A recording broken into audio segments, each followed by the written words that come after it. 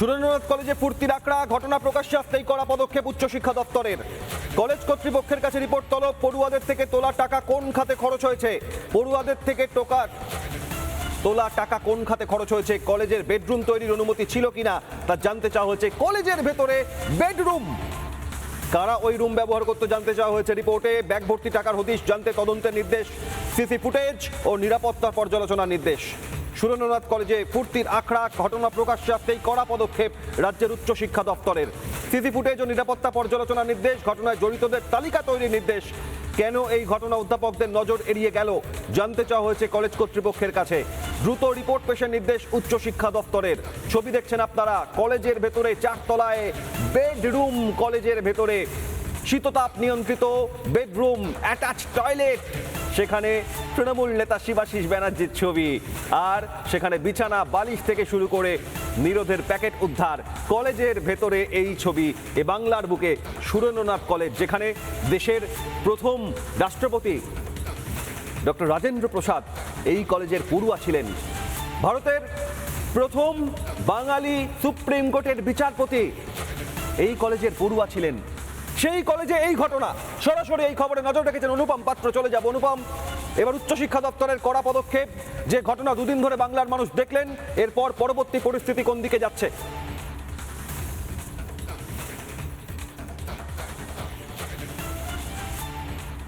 দেখো, তোমায় জানিয়ে রাখি যে উচ্চশিক্ষা দপ্তর কিন্তু গোটা বিষয়টা নিয়ে যথেষ্ট ক্ষুব্ধ, এবং সুরেন্দ্রনাথ কলেজের ভেতরে কিভাবে একটা গেস্ট রুম তৈরি হলো, সেখানে ব্যাগ ভর্তি টাকা, সেই টাকা উই পোকায় খেয়েছে। এই পরিস্থিতি যারা অধ্যাপক অধ্যাপিকা রয়েছেন তারা কি জানতেন না? এই গোটা বিষয় নিয়ে রাজ্যের উচ্চশিক্ষা দপ্তর ক্ষুব্ধ। তারা ইতিমধ্যেই রিপোর্ট তলব করেছে গোটা বিষয়।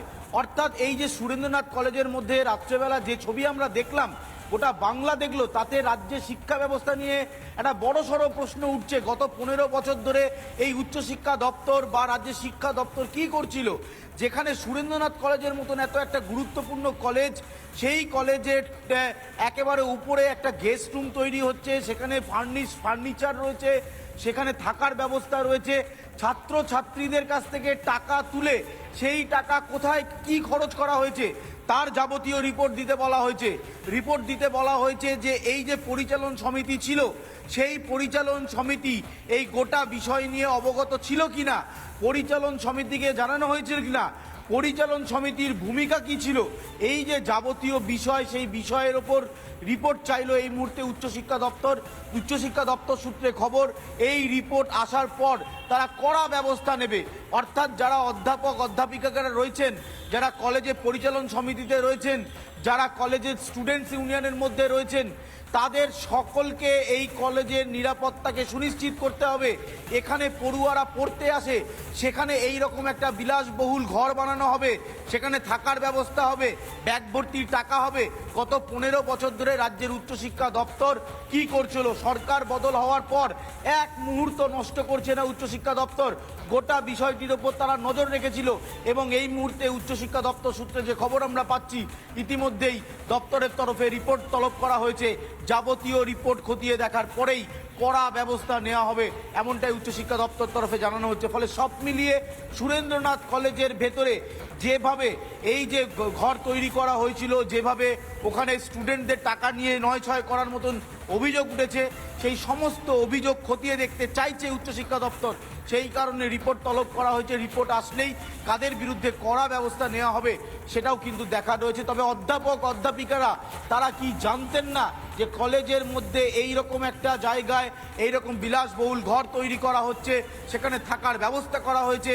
এটা তো কোনো গেস্ট রুম নয়, এটা একটা কলেজ, সেখানে অধ্যাপনা হবে, অধ্যাপক অধ্যাপিকারা পড়াবেন, সেখানে এটার কি দরকার ছিল? এই প্রশ্নগুলো কিন্তু এই মুহূর্তে বড় হয়ে দাঁড়াচ্ছে। ফলে সব মিলিয়ে রিপোর্ট তলব করা হয়েছে। রিপোর্ট এসে পৌঁছালেই কড়া ব্যবস্থা নেওয়া হবে, এমনটাই কিন্তু উচ্চশিক্ষা দপ্তরের তরফে বলা হচ্ছে। একেবারে অনুপম যেমন স্পষ্ট করলেন, কলেজে কর্তৃপক্ষের কাছে রিপোর্ট তলব করেছে উচ্চশিক্ষা দপ্তর। কড়া পদক্ষেপ, তার কারণ ঐতিহ্য, যেভাবে সুরেন্দ্রনাথ কলেজের সেই ঐতিহ্যের উপর দাগ লাগানোর চেষ্টা হয়েছে। সুরেন্দ্রনাথ কলেজে ফুর্তির আখড়া, ঘটনা প্রকাশ্যে আসতেই কড়া পদক্ষেপ উচ্চশিক্ষা দপ্তরের। পড়ুয়াদের থেকে তোলা টাকা কোন খাতে খরচ? কলেজে বেডরুম তৈরির অনুমতি ছিল কিনা তা জানতে চাওয়া হয়েছে। কারা ওই রুম ব্যবহার করত জানতে চাওয়া হয়েছে রিপোর্টে। ব্যাগ ভর্তি টাকার হদিশ জানতে তদন্তের নির্দেশ। একই সঙ্গে এই ঘটনায় সিসি ফুটেজ ও নিরাপত্তার পর্যালোচনার নির্দেশ। ঘটনায় জড়িতদের তালিকা তৈরির নির্দেশ। কেন এই ঘটনা অধ্যাপকদের নজর এড়িয়ে গেল জানতে চাওয়া হচ্ছে কলেজ কর্তৃপক্ষের কাছে। দ্রুত রিপোর্ট পেশের নির্দেশ উচ্চশিক্ষা দপ্তরের। ছবি দেখছেন আপনারা, সুরেন্দ্রনাথ কলেজ, যে ঐতিহ্য নিয়ে এই কলেজ স্থাপিত হয়েছিল। ব্রিটিশ আমলে এই কলেজের নাম ছিল রিপন কলেজ।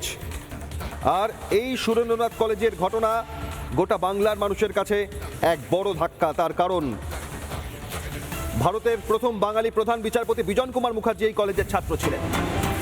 নানা ধরনের কন্টেন্ট দেখার জন্য লাইক করুন, শেয়ার করুন আমাদের ফেসবুক পেজ, সাবস্ক্রাইব করুন আমাদের ইউটিউব চ্যানেল।